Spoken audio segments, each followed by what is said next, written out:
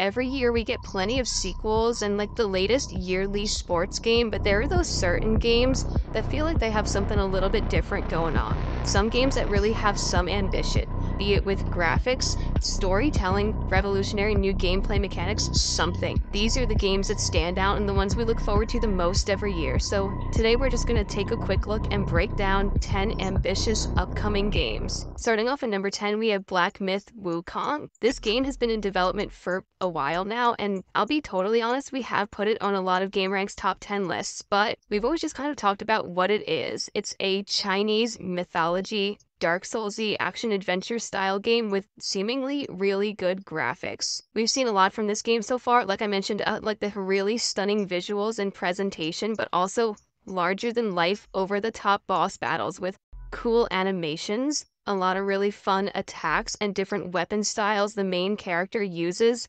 some larger kind of open areas for exploration and platforming. But ultimately, this does look like it is boiling down to being a challenging RPG combat experience. There's going to be some loot and, like I said, different weapon types, but it's all about the challenge. At least with the gameplay I've seen, this does look like this is going to be a pretty brutal one. But what's really ambitious isn't like the combat or the Souls-like stuff. We've seen a lot of games innovate on that genre before, right? With Black Myth Wukong, we think the coolest, most interesting thing about it is that it's based on the classical 16th century Chinese novel Journey to the West. Something that not everybody knows about, but if you're getting into historic literature 101, Journey to the West was wildly influential and is considered by many to be like one of the most popular best-selling works of writing in China and really all of East Asia. So what we really are interested in this one is that they're not just coming up with a bunch of lore on the spot or doing all this dense writing to come up with stuff. They have something to base all of this on. They have real legends from a really cool story.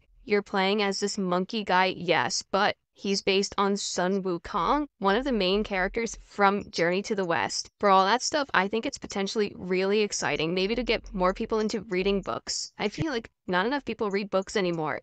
But that's just me. Let's move on to number 9, Hideo Kojima's next project, OD. Now, as you probably know, Hideo Kojima and Kojima Productions are working on a bunch of things. The big thing, of course, is the sequel to Death Stranding 2. Death Stranding 2 is, the next Death Stranding. So you're going to have those characters, you're going to have weird things, you're going to be carrying more packages probably. So that's pretty expected, but we see the ambition with Kojima Productions' other project called OD.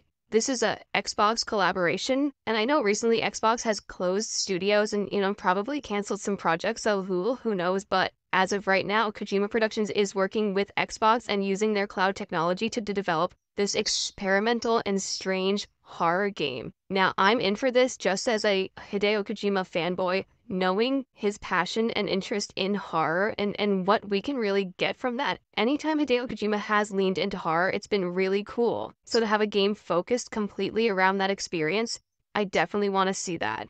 All we really have for this is a teaser that shows really graphically impressive character faces in-game or like rendered, all based on real-world actors that look incredibly impressive, but also almost unnervingly so.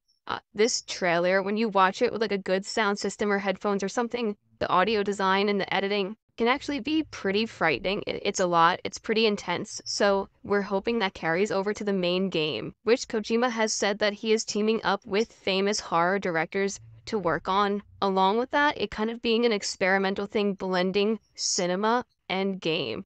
What does that mean? I don't know. Does it just mean there's going to be a lot of cutscenes? Does it mean that there's going to be like some FMV or like a real motion video in this? I don't know for sure, but I just like that OD is cooking on something and something that's trying to be different. It is a perfect example of what should be on this list. Again, we don't know too much about it, but I'm hoping that we learn more soon. Next, over at number 8, we have the Star Wars Knights of the Old Republic remake. Now, this one, you might not think it's that ambitious, right? It's honestly pretty safe. It's a remake of a beloved classic Star Wars RPG from BioWare, so it seems like a home run, right? Well, I think for some Star Wars fans that really pay attention, this is more ambitious than you might first think. But first, just history lesson. Star Wars Knights of the Old Republic was one of the best. It was one of the best Obsidian games. It is a really cool take on Star Wars and the lore and it taking place Well, before any of the movies, it kind of became the standard for a while, and the remake was something that has been trying to get off the ground for a really long time. If you follow the GameRanks Friday news show or anything else online, just gaming news, do you know that the Knights of the Old Republic remake was rumored forever? Then it was finally announced, and then it kind of disappeared for a while with the publishers and developers behind it, despite them changing hands a few times, insisting that the game is still in the works. But it's been years and we haven't seen anything. The most recent headlines suggested that things are still moving along, but it might be some time. And partially, I think, is because it's ambitious to remake Knights of the Old Republic. I think it's a tough one to remake. It was like lightning in a bottle. It was BioWare at its peak. It was Star Wars in that weird time where it was before Disney and there wasn't really too much going on. And there were a bunch of Star Wars games, but like this one just really hit now. Years later, they're remaking something that just isn't quite around anymore. Star Wars feels differently now. It has expanded quite a bit and not in the old, like, expanded universe ways completely. The fandom also is obviously very divided. I don't think that's totally like a new thing. It's been divided since the prequels, but this game has to somehow please fans of the old game, the classic BioWare game, which is a formula that's probably really hard to replicate, while also potentially carving its own path out in Star Wars lore. Is this going to be canon? Who knows? God knows, really. But whatever it does, whether it's canon or not, is its own unique slice of Star Wars that was really cool when it first dropped, but can they continue to keep that up? Does that stuff feel as cool when presented in full modern gameplay? I don't know, but I do think it's pretty bold and daring to try and give that a shot to remake one of the greatest games ever. It's the same thing with people wanting to remake Metal Gear Solid 1. I feel like it's just so tricky to get that right. So the Knights of the Old Republic remake's ambition lies in just the fact that they're crazy enough to do it. Good luck. Next, over at number 7, we have Crimson Desert. This is from the people behind the MMORPG Black Desert Online, but this is like an open world RPG. It has been in the works for many years. We thought we were getting it like released this year, but it's been pushed. They're still working on it, and this is ambitious just because number one, look at it graphically. It's got a lot going on. It looks really cool, but also the amount of stuff they're cramming in this game has been billed like a combination of The Witcher 3, Assassin's Creed, Ghosts of Tsushima, Dragon's Dogma, Skyrim, you name it, just systems-wise, gameplay-wise, they're throwing a lot in here. Massive open worlds, all different types of traversal, weapon types, gorgeous graphics, larger than life creatures, all these different gameplay systems, stealth, actual like RPG town stuff. There's so much that they're throwing in here that it just seems like it's so much. You're riding and engaging in combat on carriages, you're riding horses, you're training horses, you're fighting against multiple giant enemies at once, mechanized enemies and technology, and the combat itself also just looks really, really intense and detailed. There's just a lot here. That's all I'm trying to emphasize. The last big gameplay trailer we got was from Gamescom 2023, and it just showed that there was a lot with this one. They are incredibly ambitious, essentially like cramming in so many systems, like a bunch of stuff that would keep you busy for hours and hours and hours in an MMO, but in something just more like a big open world action RPG. We're really hoping this one turns out awesome because on paper and like everything that they're going for, it seems really awesome. Next, over at number 6, we have 1943, Rise of Hydra. This is the next big Marvel game, and this is ambitious in kind of an old school way.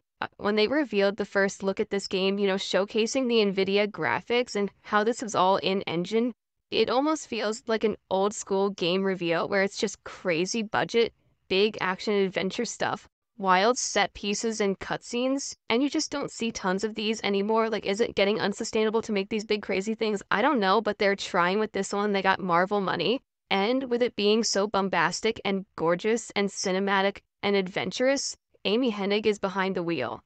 The person behind stuff like the Legacy of Kain games, but also if she kicked off Uncharted. So there's some of that DNA here. But they're doing it in World War II, Nazi-occupied France with Captain America and a Black Panther. That is really cool. Like, as a comics person, I am so into this idea from a storytelling and gameplay perspective. I just think there's a lot of potential.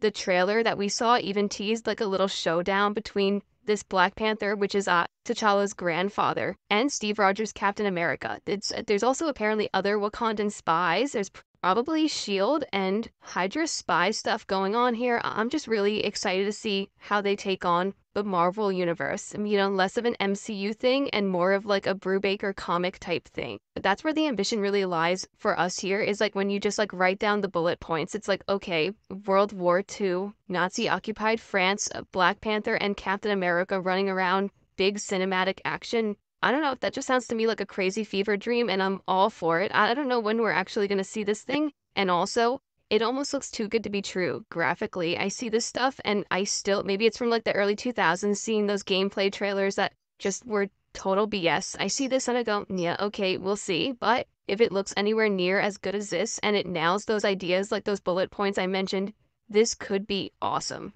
Next, over at number 5, we have Blight Survival. This is one I'm still a little bit on the fence with, specifically because it's another one of those games that releases a really incredible trailer that seems like a great idea from a very small studio we don't know anything about.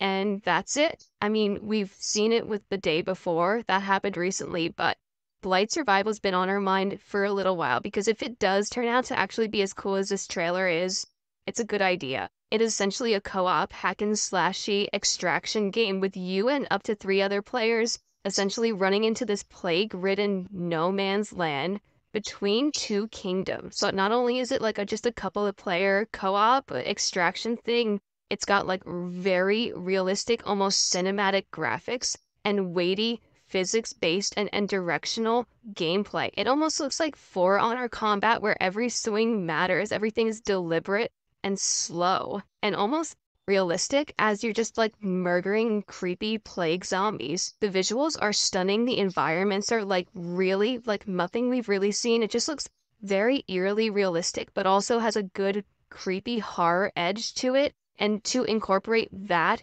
with multiplayer, it just seems like a potentially cool idea. But we haven't heard it too much since this initially dropped, but we do know that they're partnering with Behavior Interactive, the people behind Dead by Daylight, to kind of get this thing published. So they're going to be helping out with resources and stuff like that. Maybe they saw this and really believed in this idea too. Maybe it is really ambitious. I don't know for sure, but this initial trailer reveal concept thing is really sweet. Next, over at number 4, we have a game called Everywhere, which I want to start by just addressing that. Calling your game Everywhere is already really ambitious. I'd say almost too ambitious. But this game is very much trying to go for a game where you can do a bunch of stuff and have a ton of freedom. Now, this game is significant because it's from a new studio called Build a Rocket Boy, set up by Leslie Benzies, one of the original people behind the Grand Theft Auto series. So with him having that name behind him, he was able to get funding and make this new creative project, which has been in the works for quite some time now. We've gotten glimpses of it. We've gotten trailers that have kind of teased almost 2 different worlds, or multiple worlds, different art styles, kind of a cartoony, more Fortnite type of thing, and then a more cinematic, realistic, gritty sci-fi other aspect. That's all very confusing, but then you also throw in like what this game is cooking, what they've been talking about with this. It's like The Sims mixed with Grand Theft Auto, mixed with like Rust and Roblox, because it's going to be like a community-driven platform thing, but then also open world adventure. I don't know. It's still very muddled if you ask me, but there is a lot of information out there if you want to dig through it. The developers have showcased some of that user-generated content and level type stuff.